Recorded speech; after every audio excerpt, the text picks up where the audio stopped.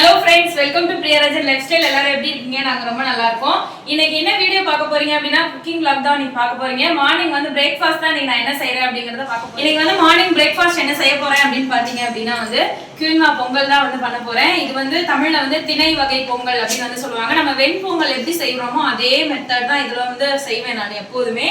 Weekly வந்து twice வந்து நாங்க இத வந்து பிரேக்ஃபாஸ்ட் எடுத்துக்குவோம். weight lossக்கு வந்து ரொம்ப ஹெல்ப் பண்ணும். and then பாத்தீங்க அப்படினா இதுல வந்து ஃபைபர் கண்டென்ட் வந்து நிறைய இருக்கு.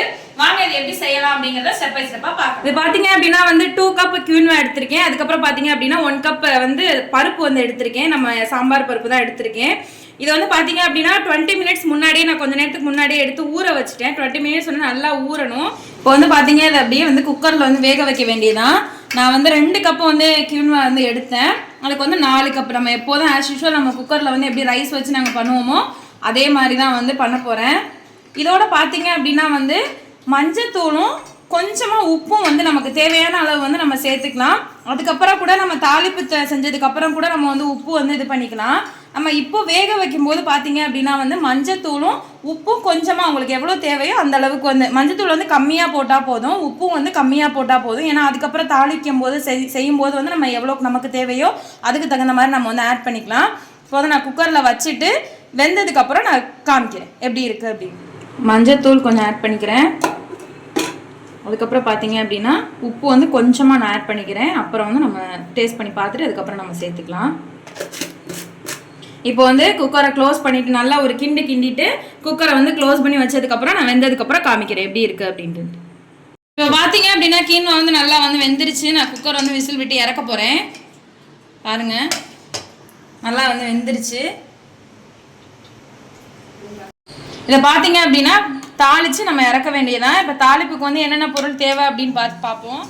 தாச்சி வந்து அடுப்பில் வச்சுட்டேன். கொஞ்சம் கிரீன் கலர் பாக்ஸில் தாச்சி நல்லா வந்து காஞ்சிருச்சு. வந்து நான் எண்ணெய் ஊற்றிக்கிறேன். உங்களுக்கு தேவையான அளவு எண்ணெய் ஊற்றிக்கிட்டா போதும்.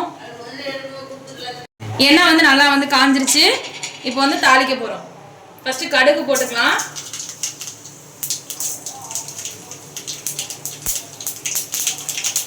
அதுக்கப்புறம் பார்த்தீங்க அப்படின்னா கருவேப்பிலை கொஞ்சம், அதுக்கப்புறம் பார்த்தீங்க அப்படின்னா ஜீரகம் உங்களுக்கு எவ்வளோ தேவையோ அந்த அளவுக்கு கொஞ்சம் ஜீரகம் போட்டுக்கோங்க. அதுக்கப்புறம் பார்த்தீங்க அப்படின்னா கொஞ்சமாக மிளகு. அப்படின்னா நம்ம செஞ்சு வச்சிருக்க கீன்வாவை கொஞ்சம் கொஞ்சமாக அதில் வந்து கொஞ்சமாக ஆட் பண்ணணும். சூடாக இருக்குது, அதனால தான் நான் ஒவ்வொரு கரண்டியாக எடுத்து நான் ஆட் பண்ணிட்டு இருக்கேன். இப்போ பார்த்தீங்க அப்படின்னா வந்து பொங்கல் வந்து ரெடி ஆயிடுச்சு. நல்லா கொஞ்சம் நம்ம அடுப்பு வந்து ஃபுல் ஃப்ளேமில் வச்சுட்டு நல்லா கொஞ்சம் கிண்டிங்க அப்படின்னா அந்த தண்ணியெல்லாம் கொஞ்சம் அப்படியே ஒட்டிடும்.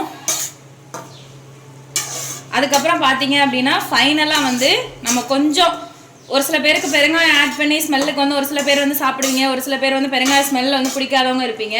ஆனால் நாங்கள் வந்து எப்போதுமே கொஞ்சம் பெருங்காயம் ஆட் பண்ணிப்போம். கொஞ்சம் ஸ்மெல்லுக்காண்டி ஆட் பண்ணிக்குவோம். நல்லா கொஞ்சம் டேஸ்ட்டாகவும் இருக்கும். பெருங்காயம் வந்து ஆட் பண்ணிக்கிறேன்.